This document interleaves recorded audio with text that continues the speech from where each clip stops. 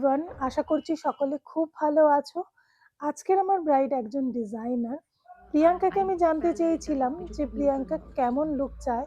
তো প্রিয়াঙ্কা আমাকে জানিয়েছিল আমি যেন তাকে একটা ট্র্যাডিশনালের ওপর সফট একটা লুক দিই, আর অবশ্যই যেন আইয়ে অ্যান্ড লিপে তেমন কোনো কালার ইউজ না করি। সবাই এই ব্র্যান্ডটাকে চেনে যে ম্যাঙ্গো অ্যান্ড তোমার জারা, তো ও দুটোই ব্র্যান্ডেরই ডিজাইনার।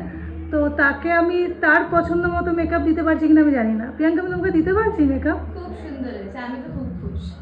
কর্মসূত্রে প্রিয়াঙ্কা গুরগাঁওতে থাকে, তাই তাকে সবসময়ই ওয়েস্টার্ন ড্রেস পরতে হয়। তাই প্রিয়াঙ্কা চেয়েছিল তার বিয়ের দিন যেন তাকে ট্র্যাডিশনাল লুকে খুব সুন্দর একটি বধূ রূপে দেখা যায়। আমরাও প্রিয়াঙ্কার চাহিদা মতো একটি soft glam base glass finish একটি লুক প্রোভাইড করেছিলাম।